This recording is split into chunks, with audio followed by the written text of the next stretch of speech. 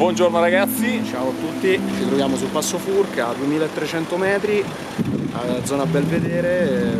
Abbiamo l'hotel qua. Sì, il famoso hotel del Furca, dove tutte le foto su Instagram è pieno. Oggi un pochettino col tempo Ci ha detto male oggi. Cioè siamo partiti con un po' di pioggia. Sì.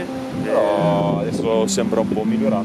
Non so per quanto tempo. Il fondo un po' si è asciugato, il fondo stradale. Se ci guardate più avanti là c'è il disastro. Il disastro e il panorama mozambicato. È bello spaventoso. Sì. Ci si parte per andare a fare Julian Pass. Sei pronto? Io sono sempre pronto. Ottimo lavoro. Ciao.